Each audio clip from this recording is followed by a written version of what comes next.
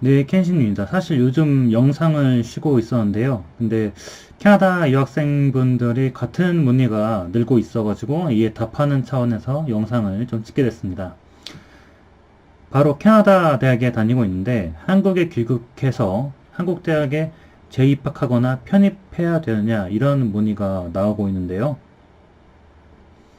여러 가지 이유가 있을 텐데 재정 문제 혹은 한국 취업에서의 그런 고민 등이 있을 수 있습니다. 이유가 무엇이든지 간에 어떨 때 캐나다에서 한국으로 중도 귀국해야 되는지 말씀드리겠습니다. 제 의견으로는 한국에서 스카이의 유력 학과에 갈 자신이 있으면 중도 귀국하셔도 됩니다. 캐나다보다 학비와 생활비가 덜 들고요. 캐나다 못지않게 질 높은 교육을 받을 가능성이 높아집니다. 사실 캐나다 대학에 있으면 발생하는 기회비용은 단순히 높은 학비와 생활비뿐만이 아닙니다. 같은 시간 내가 한국에 있었으면 생겼을 중고교 인맥, 한국에서의 인턴 기회, 여기에 더해서 매끄러운 한국 실력을 키울 기회까지 모두 잃게 되죠.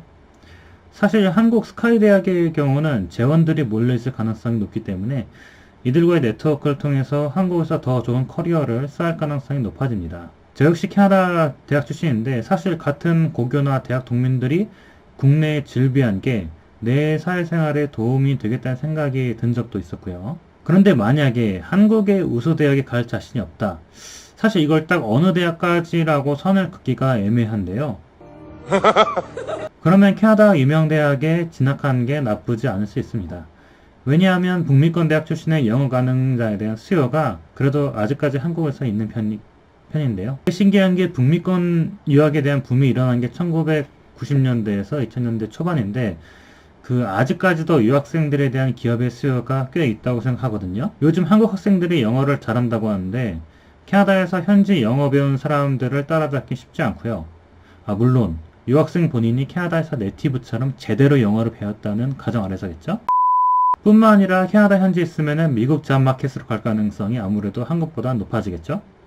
그래서 북미 문화가 내 체질과 맞다. 그러면 잔류하는 것도 나쁘지 않습니다. 특히나 캐나다 공대 같은 경우는 미국 유럽 기업과 교류가 있는 경우가 상당히 있고요. 반대로 인문학이나 일부 사회과학과 같은 굳이 한국에서 배워도 충분한데 이걸 굳이 캐나다에서 공부한 유학생들은 영어 빼고는 사실 크게 경쟁력이 높지 않겠는 싶겠죠.